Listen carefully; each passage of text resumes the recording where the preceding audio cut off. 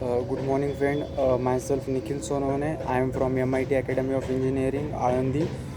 Currently, I am studying in Civil Department, second year. Today, I am going to discuss about geotechnical topic, that is compressibility. Mainly, first I will explain about what is actually the compressibility is.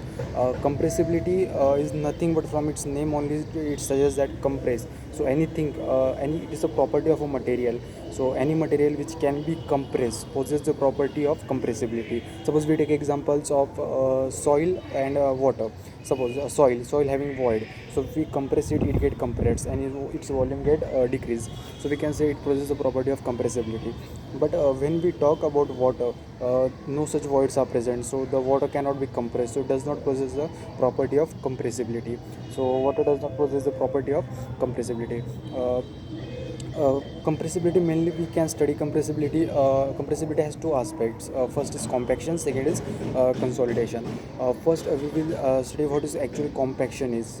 Compaction is nothing but I will explain it by example. Suppose if we take a soil having certain voids, and if we compress that soil, it get the voids get the volume of the voids get decreased, due to which volume of soil also get decreased. So this is nothing only but compaction. That is what it is, a property of a material by which it is a property of a material by which volume of voids get reduced, due to which volume of material also get reduced. So this is compaction. And compaction is very important as a civil engineer, because when we construct any structure, any type of structure or building, in that time, before constructing it, we have to perform the test of compaction, because compaction mainly harden the soil, or which increase the shear strength and effective stress of the soil, which is very important. Because firstly, when we construct any building, the soil may be porous, due to which stability of the construction may somewhat lose or curtail. So that we have to perform the test of the compaction. So it also increase the void ratio, then sorry it decrease the void ratio, then it increase the shear strength, effective stress, settlement is also important factor in it. So this is nothing but about compaction. And one important factor is that for compaction, degree of saturation must be less than 1. This implies that if degree of saturation is 1, no voids will be present. So for voids to be compaction to be take place, voids are necessary to be present. So S must be less than 1. And secondly, I will explain you about the compressibly sorry consolidation. What is actually consolidation? Consolidation, the most one common thing is that in both the process volume get decreased. Only in compaction the volume of void filled with air get decreased, and in consolidation the volume of the void filled with water get void, means the water in the voids get removed when we compress any material, and that process is known to be the consolidation. Mainly consolidation is a natural process, so we cannot determine how much time it will exactly take. So we for our assumption, we mainly say that infinite time will be required for compact consolidation. But for compaction, it's a finite time process. It can we can determine the time of compaction. So mainly this is. And consolidation in it has two aspects, that is primary consolidation, secondary consolidation. Both primary consolidation and secondary consolidations are time dependent process and takes a finite time.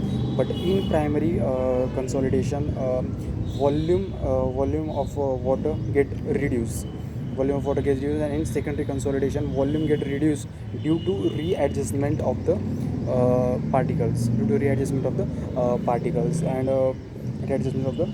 particles. Then for this consolidation and for this consolidation, scientists, namely Terzaghi, has given one theory that is known to be the Terzaghi's consolidation theory. One-dimensional consolidation theory. So what is Terzaghi's dimensional consolidation theory? The theory, before giving this theory, Terzaghi has made certain assumptions about the soil sample. That assumptions are, the soil must be isotropic and homogeneous. So what is isotropic? Isotropic means at a particular point, properties is same in all directions, it is simply isotropic. And what is homogeneous? Homogeneous means in a given direction, at every point properties must be same. This is isotropic. So this is the first assumption made by the Terzaghi. Second assumption was the flow must be one dimensional, that is vertical. Means when we compact any material, it may happen that whatever the air present, whatever the water present in the void may flow in different directions, but in this case he has assumed the flow in only one direction, and that was the vertical direction. And in vertical direction also, third point, that it has assumed two two path flow, two-way flow, that is in vertical direction above and below. In both direction he has assumed the flow. And he also assumed that the change will happen only at a depth, at a certain depth. And the plastic readjustment of soil solid is ignored. He has ignored the plastic readjustment of soil sample. So this is what are the assumptions he had made before performing the experiment. Then he had performed the experiment. So what experiment was actually? First he had taken a hollow cylinder.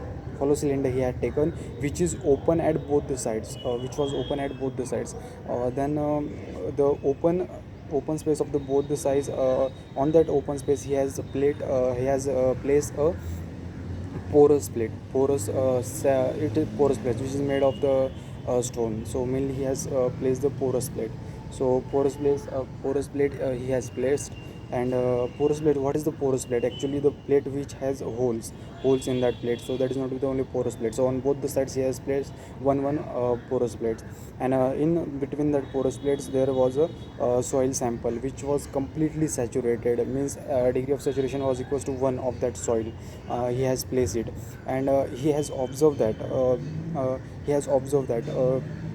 when he placed that stone plate on that cylinder, on both the sides, the water get removed from both the sides, and that is only in vertical direction, because in horizontal direction does not have space to remove. So in vertical direction, both above also and below also, because porous plates are present at both the sides. So half of the part of the soil water flow in upward directions, and half flow in lower direction. So two-way flow was there. So two-way flow was there, and due to which volume of the soil also get reduced due to consolidation. Water get removed, so automatically volume of soil will also get reduced. Volume of soil get reduced. Then he had made the assumption that let suppose the height of the soil sample whatever taken at initial stage be h0. Okay? H0. Then this for this experiment, the first we have taken porous plate at both the side. For that particular area he has given the name two-way drainage. Why two-way drainage? Because this water is removing or flowing from both upward as well as downward direction, both direction, because porous plates are present at both the sides. So it is flowing in downward also, vertical also. So he has given the name two-way drainage. And for this he has also determined the formula for the depth. For depth he has determined the formula h0 minus delta h by 2. Here h0 is the initial thickness of the soil layer, and delta h is simply the compaction of soil. Usually we does not consider it because compaction, but this happens when we compress any soil which is saturated, the water gets removed. So water gets removed, but even the soil also get compact. But it is why we does not take always, because it's negligible. The compaction of soil is very much negligible. So here also we had neglected the compaction delta h, or we can say settlement of the soil. And we get a formula of the depth from here, h0 by 2. So h0 by 2 formula from his experiment he has taken or derived. Secondly, he has performed his experiment on second container that was open from hollow cylinder, which was open from only one side, and that on one side he has placed the porous plate. And in this case he observed that the flow of the water after when we consolidate it, it's only in upward direction, because downward it does not have any space or any area to get out. So it has only area to get out from top surface only. So it was only from one side the water is getting out. So this he named a single way drainage.